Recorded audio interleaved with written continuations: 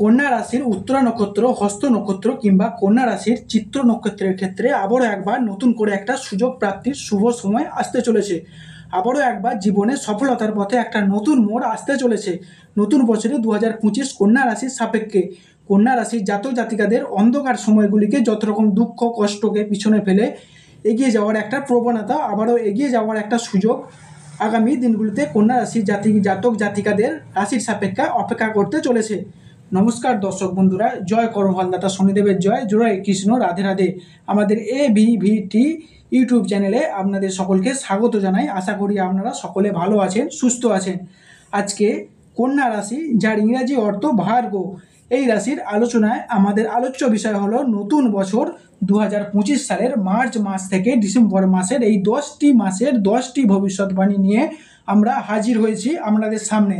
এগুলো জানা থাকলে কন্যা রাশির জাতক জাতিকাদের আগামী দিনগুলিতে পথ চলার পক্ষে সুবিধা করবেন এবং প্রতিটি আলোচনা হবে প্রতিটি গ্রহ, নক্ষত্র এবং ছায়া গ্রহগুলির অবস্থানের উপর নির্ভর করে ও নক্ষত্রগত ট্রানজিটের উপর ভিত্তি করে, এবং এই 10টি মাসের ভবিষ্যৎবাণীর মধ্যে মাসের কোন কোন সময়ে কোন কোন দিনগুলিতে কি কি ঘটনা ঘটতে চলেছে, কোন সময়কালটিতে আপনাদের সাবধান থাকতে হবে, সেই সমস্ত বিষয়কে কেন্দ্র করে কন্যা রাশির সাপেক্ষে আজকে আপনাদের আলোচনার মূল বিষয়। সর্বপ্রথমে আপনাদের জেনে রাখা উচিত 2025 সাল কোন গ্রহ দ্বারা পরিচালিত হচ্ছে। 2025 সাল মঙ্গল গ্রহ দ্বারা পরিচালিত বছর। জ্যোতিষশাস্ত্র অনুযায়ী মঙ্গল হলো ন্যায়ের দেবতা, অর্থাৎ যারা সত্য কথা বলেন, সৎ পথে চলেন, ন্যায়ের পথে চলেন, যারা ভীষণভাবে ধর্মপরায়ণ মানুষ, এবং আপনি যে ধর্মের মানুষ হোক না কেন তাদের জন্য অবশ্যই বিজয়ের পথে হতে চলেছে। কন্যা রাশি, যার ইংরেজি অর্থ হলো ভার্গ, অর্থাৎ ভদ্র বা যথার্থ ব্যক্তি। কন্যা রাশির সর্বদা সৎ বা পবিত্র থাকতে চায়। কন্যা রাশির মানুষেরা সমাজের কাছ থেকে নিজেদের কাছে কখনোই অপমানিত হতে চান না, তাহলে তারা যেটা কখনোই মেনে নিতে পারেন না। তবুও এই রাশির মানুষেরা বাইরে সবার কাছে নিজের পার্সোনালিটিটাকে হাসি মুখে বজায় রাখতে ভালোবাসে। এই রাশির মানুষেরা জ্ঞানে পাণ্ডিত্য সমুদ্রের মতো গভীর, এদের সংস্কৃতি পূজারী হয়, তবে জীবনে সিদ্ধান্ত নিতে এরা ব্যর্থ হয়, প্রচুর সিদ্ধান্তহীনতা এরা ভোগেন। এই রাশির মানুষেরা মার্চ মাস থেকে ডিসেম্বর মাসের মধ্যে ঘটতে চলা সর্বপ্রথম যে পরিবর্তনটি হলো সেটি হলো শত্রু। মার্চ মাসে কন্যা রাশির শনিদেব ষষ্ঠ ঘরে দৃষ্টি প্রদান করায় কাছের মানুষের কাছ থেকে অবহেলা, ভালোবাসার মানুষের কাছ থেকে লাঞ্ছনা সমস্ত কিছু পেতে পারেন। তবে 29শে মার্চের পর থেকে কন্যা রাশির মানুষদের বেশ কিছুটা সচেতনতা অবশ্যই অবলম্বন করতে হবে। কর্মের জায়গায় নিজের ধৈর্যটাকে বজায় রাখতে হবে।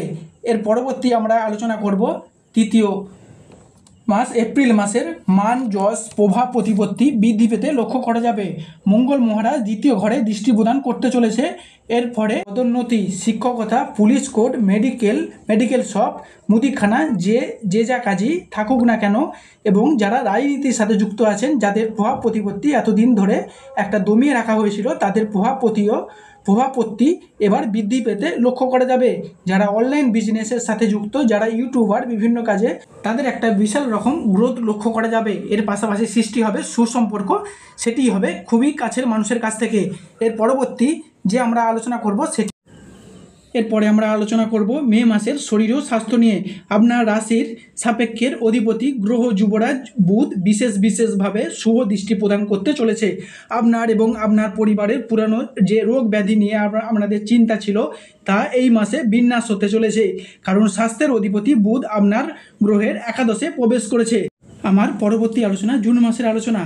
আপনাদের এবং আপনাদের সন্তান বা সন্ততিদের যে শুভ প্রাপ্তি যোগ দেখা যাচ্ছে, কারণ আমরা জানি যে রাশির, যে কোনো রাশির সন্তানের ঘর হলো পঞ্চম ঘর, আর এই পঞ্চম ঘরের রবির একটা শুভ দৃষ্টি পড়েছে। তাই আজ থেকে আগামী জুন মাসের মধ্যে আপনার রাশি মানে কন্যা রাশির সাপেক্ষে মঙ্গল ও বৃহস্পতি যুগ্ম ট্রানজিট লক্ষ্য করা যাবে।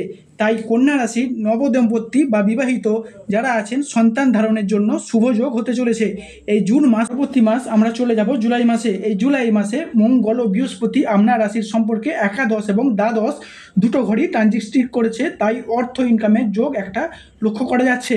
তাই বিভিন্ন দিক থেকে টোটকা ইনকাম এর একটা আশা লক্ষ্য করা যাচ্ছে। এর পরবর্তী যে ভবিষ্যৎবাণীটি উঠে আসছে তা আপনার রাশির পক্ষে ভূমি ও বাহন যোগ সৃষ্টি করতে যাচ্ছে। দীর্ঘদিন ধরে যারা গাড়ি কেনার ইচ্ছায় ছিলেন, নিজস্ব শখ বা আহ্লাদ মেটানোর জন্য ব্যবসার প্রয়োজনে হোক, 2 চাকা বা 4 চাকা হোক, যে দীর্ঘদিন ধরে একটা গাড়ি কেনার অপেক্ষা ছিলেন, ছোট গাড়ি বা বড় গাড়ি যে কোনো ক্ষেত্রে সেই স্বপ্নগুলি এবার মিটতে চলেছে।